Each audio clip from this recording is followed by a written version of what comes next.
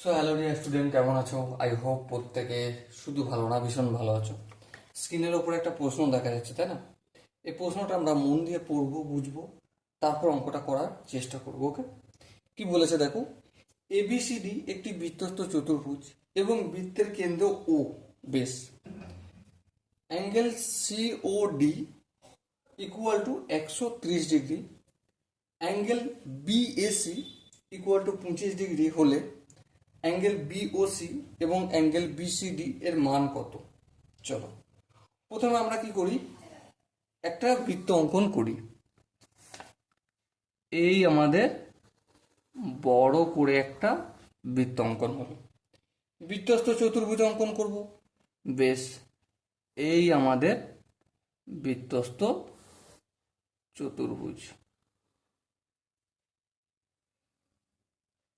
A B C D. আচ্ছা, এই বৃত্তের কেন্দ্র কিন্তু ও, এখানটা হচ্ছে ও বিন্দু, ঠিক আছে। এবার দেখো সিওডি, সিওডি মানে ডি এর সঙ্গে ও যোগ করতে বলছে, আবার ও এর সঙ্গে সি যোগ করতে বলছে। এই কোনটার মান কত ডিগ্রি বলেছে? 130 ডিগ্রি, তাই তো? হ্যাঁ, চলো লিখে রাখলাম 130 ডিগ্রি। বেশ, আবার দেখো B angle B A C, B A C, আচ্ছা মানে এর সঙ্গে সি কে যোগ করতে বলেছে। বেশ, চলো এর সাথে এই সি কে যোগ করলাম। এই কোণটার মান কত বলেছে? এই কোণটার মান বলেছে 25 ডিগ্রি, তাই তো? হ্যাঁ, 25 ডিগ্রি। তাহলে বিওসি, বিওসি বলতে বিওসি, এই কোণটার মান কত সেটা আমাকে প্রথমত বলতে হবে। আচ্ছা, আর কি বলতে হবে? বিসিডি, বিসিডি পুরো আবার এই কোণটার মানটা বলতে হবে। বেশ বেশ, বলা যাবে, কোনো অসুবিধা নেই। চলো অঙ্কটা তাহলে শুরু করা যাক। চলো তোমরা ধ্যান দিয়ে লক্ষ্য করো, এখানে একটা কেন্দ্রস্থ কোণ পেয়েছি, একটা পরিধিস্থ কোণ পেয়েছি।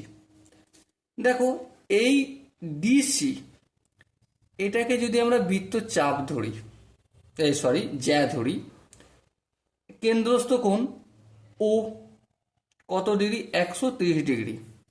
আবার এখানেই দেখো এ কি, এ তো একটা পরিদিষ্ট কোণ। হ্যাঁ, কিন্তু এর প্রান্তবিন্দু কি? সি আর ডি। হ্যাঁ ঠিক, তাহলে প্রান্তবিন্দু সিডি আর জ্যা হচ্ছে সিডি, সরি প্রান্তবিন্দু সিডি, জ্যা হচ্ছে সিডি, জ্যার একই পাশে অবস্থিত। তাহলে পরিধিস্থ কোণ আর কেন্দ্রস্থ কোণের সম্পর্ক কি? অবভিয়াসলি আমরা যেটা জানি, কি জানি, যে কেন্দ্রস্থ কোণ যতটা হবে পরিধিস্থ কোণ অর্ধেক হবে। তাহলে কেন্দ্রস্থ কোণ যদি 130 ডিগ্রি হয়, পরিধিস্থ কোণ হবে কত? হবে 130-এর অর্ধেক। তাহলে 130-এর অর্ধেক কত হয়? 65 ডিগ্রি। চলো লিখে দিলাম।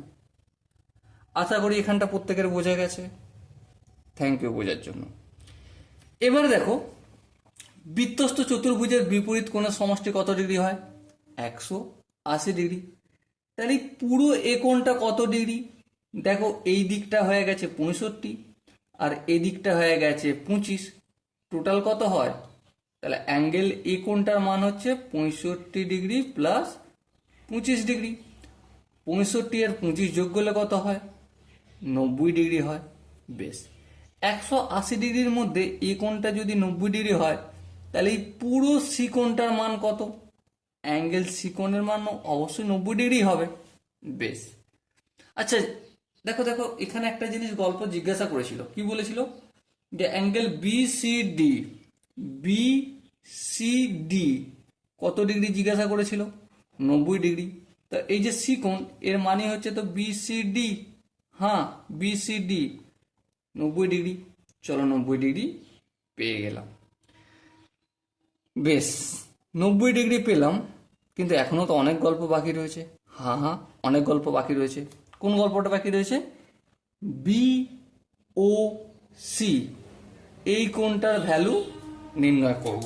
বেশ, ভ্যালু নির্ণয় করব, কোনো অসুবিধা নেই।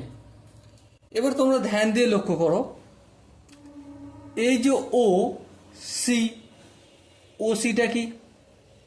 বৃত্তের ব্যাসার্ধ। হ্যাঁ। আবার ও বিটা কি? এটাও একটা বৃত্তের ব্যাসার্ধ। হ্যাঁ। তাহলে O B equal to O C বলতে পারি? হ্যাঁ, বলতে পারি। এবার দেখো, এখানটা যত ডিগ্রি হবে আর এখানটাও তো ঠিক তত ডিগ্রি হবে, সমদ্বিবাহু ত্রিভুজের ধর্ম। হ্যাঁ, ঠিক। তাহলে এখানটায় যদি আমি থিটা ধরি, এখানটাও কত ডিগ্রি হবে? অবভিয়াসলি থিটাই হবে। বলো, এখানটা কি বোঝা গেছে? আই হোপ প্রত্যেকের এই স্টেপটা বোঝা গেছে। চলো ব্যাক হও এবারে। এবারে দেখো, বি সি, এটাকে আমি জ্যা হিসেবে কনসিডার করছি। হ্যাঁ। এখানে দেখো, বি ও সি একটা কেন্দ্রস্থ কোণ তৈরি করেছে। হ্যাঁ, কেন্দ্রস্থ কোণ তৈরি করেছে। যার প্রান্তবিন্দু কি? যার প্রান্তবিন্দু বি এবং সি। বেশ। আবার দেখো, এখানে বি এ সি একটা পরিদিষ্ট কোণ তৈরি করেছে। হ্যাঁ, তৈরি করেছে। যার প্রান্তবিন্দু কি? বি এবং সি। হ্যাঁ, ঠিক। আচ্ছা, এই যে পরিদিষ্ট কোণ আর কেন্দ্রস্থ কোণ, এই যে বি ও সি কেন্দ্রস্থ কোণ আর বি এ সি পরিদিষ্ট কোণ, এই দুটো বিসি জ্যায়ের একই পার্শ্বে অবস্থিত। হ্যাঁ, ঠিক। তার মানে কেন্দ্রস্থ কোণ আর পরিদিষ্ট কোণের সম্পর্ক কি? অবভিয়াসলি কেন্দ্রস্থ কোণ পরিদিষ্ট কোণের ডবল হবে। তাহলে এইখানে এই যে পরিদিষ্ট কোণটা কত ডিগ্রি? 25 ডিগ্রি যদি হয়, তাহলে এই কেন্দ্রস্থ কোণ কত ডিগ্রি হবে? অবভিয়াসলি 50 ডিগ্রি হবে। বলো, এই জায়গাটা কি বুঝতে অসুবিধা রয়েছে? আই হোপ বুঝতে কারো অসুবিধা নেই। এবার দেখো, একটা ত্রিভুজ দেখো, ও বি সি ত্রিভুজ, ত্রিভুজ ও বি সি এর তিনটি কোণের সমষ্টি কত? Obviously 180 degree. তাহলে এই থিটা, এই থিটা আর এই 50 যোগ করলে কত হবে? 180 ডিগ্রি হবে। তাহলে theta plus 50 degree equal to কত? 180 ডিগ্রি। ওকে। তাহলে থিটার সঙ্গে থিটা যোগ করলে কত হবে? 2 থিটা হবে। 180 ডিগ্রি থেকে 50 ডিগ্রি বিয়োগ করলে কত হবে? 130 ডিগ্রি। 2 থিটার মান যদি 130 ডিগ্রি হয়, তাহলে থিটার মান কত? Obviously 130 degree by 2। তাহলে 130কে যদি 2 দিয়ে ভাগ করি কত হবে? 65 ডিগ্রি। সো আমাকে জিজ্ঞাসা, আরে বাস, অঙ্ক তো আগেই হয়ে গেছে, আমি আবার এই থিটার মানটা কেন বের করছি? এটা 65 ডিগ্রি, এটা 65 ডিগ্রি। আমাকে তো এটাই জিজ্ঞাসা করতে বলেছিল। হ্যাঁ, এটা তো আমি করে ফেলেছি 50 ডিগ্রি। সো ফালতু খেটে লাভ নেই। সো দুটো আনসার বেরোলো। বিওসি, অ্যাঙ্গেল বিওসি এর মান হচ্ছে 50 ডিগ্রি। ওকে। আর অ্যাঙ্গেল, এই যে এটা অ্যাঙ্গেল বিসিডি এর মান হচ্ছে 90 ডিগ্রি। সো কোন অপশনটা ঠিক? Obviously option B is the right answer. Okay. So dear student, I hope প্রত্যেকে বুঝতে পেরেছো। যদি কোনো জায়গায় বুঝতে অসুবিধা থাকে, ডাউট থাকে, কনফিউশন থাকে, তার জন্য কমেন্ট বক্সটা খোলা রয়েছে। আচ্ছা, একটা সরি বলবো, আমি একটু এক্সেস এই কোণটার মানও নির্ণয় করতে চলে যাচ্ছিলাম। ঠিক আছে? সো তোমরা এইখানটার মান নির্ণয় হয়ে গেলেই অঙ্কটা সমাপ্তি করে দিও। ওকে। সো ডিয়ার স্টুডেন্ট, দেখা হচ্ছে পরবর্তী সেশনে। ততক্ষণ পর্যন্ত ভালো থেকো, সুস্থ থেকো এবং জয় হিন্দ।